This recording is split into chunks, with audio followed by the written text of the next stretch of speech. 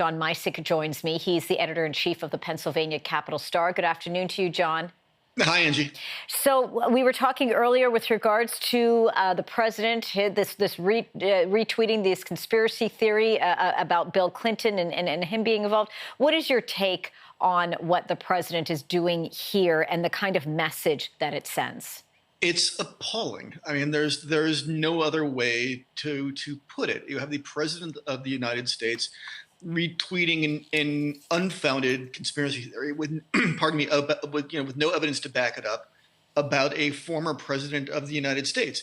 Angie, Donald Trump has departed from presidential protocols so many times now that I've lost count. And every time we think he's plumbed a new low, he seems to have found another. But this one is an order of magnitude worse. I mean, he has essentially accused one of his predecessors of being complicit in the death of Jeffrey Epstein without evidence, without cause. It's awful. There's no other way to put it.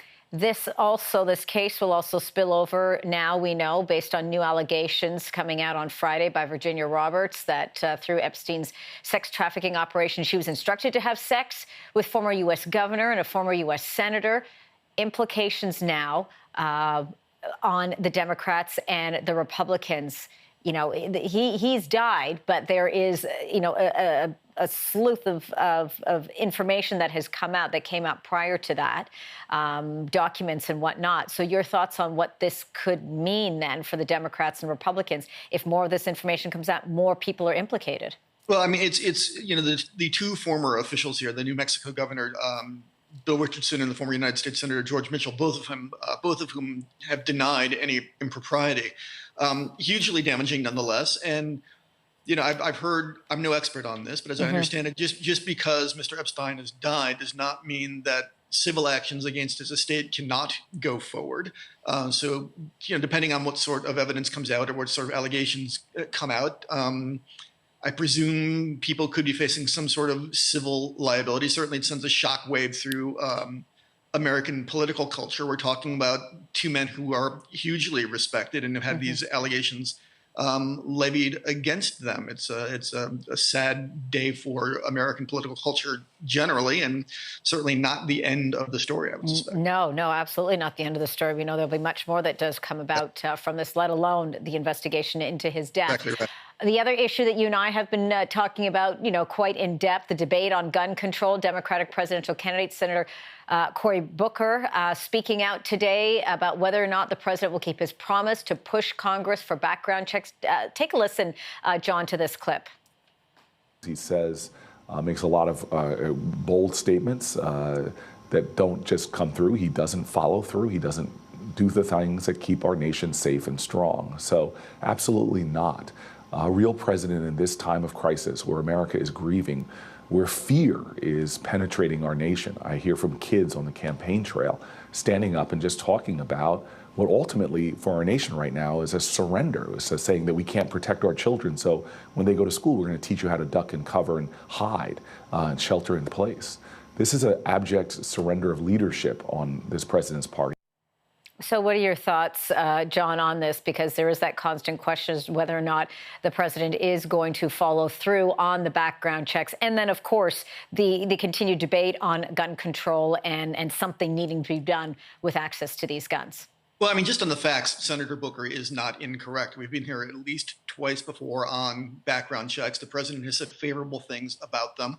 The NRA has gotten to him, and then he's backed off this. Angie, you and I were talking about this just yesterday afternoon. There's tremendous political pressure on Republicans right now, particularly the Senate Majority Leader Mitch McConnell, to bring these bills to the floor. Control of the United States Senate is on the line in 2020, and there's no surer way to annoy moderate voters in the suburbs than to not act on this. Our failure to act as a nation is a moral and national embarrassment. My own daughter goes through those duck and cover drills at her middle school and her high school, a couple of times per school year. And it's madness that we're asking our children to do that when the solution is so easily within reach. I would like to think that this would be the time, finally, that Congress gets its head together and does these bills. But again, if past is prologue, there's not a lot of reason to be encouraged. Will they listen to Americans this time around, John? We know the president met with protesters when he visited El Paso and Dayton. We know that happened again in Pittsburgh. He wasn't welcome there after the attack there. Will they listen to Americans? And are we going to hear a louder voice on gun control? Because you and I both know this, sadly, isn't going to be the last of it. No, I mean, if they didn't listen after Sandy Hook, where 23 children were killed, if they didn't listen after Orlando or San Bernardino or Parkland or Pittsburgh, I don't know what's going to turn their heads. I mean, Angie, we and I have talked about this before. Public opinion polling shows consistently that the vast majority of Americans, even vast majorities of gun owners and Republicans, consistently favor expanded background checks for gun purchases. There's significant Republican support for so-called red flag laws. The public will is there. It is now, the onus is now on Washington to listen to what their voters are telling them. So, but quickly, John, I'm out of time, but really quickly, will that resonate then at the polls? I know we're still, some time away from the 2020 presidential election, but will it resonate this time at the polls? And will we actually see some of that versus we're hearing people are against it, and we're seeing all these protests, but it doesn't amount to the final result? Next November is an awfully long way away, and God knows what kind of horrible tragedies we'll see between now and then. I would like to think that Washington is now finally getting the message that we're now at an inflection point on gun control. And I suspect that, in primaries next year, you may see wrath taken out on the polls, at the polls rather, on politicians who have failed to act. There is a genuine political price. I think a lot of Americans will stand up and make a decision based on this issue and vote with their feet.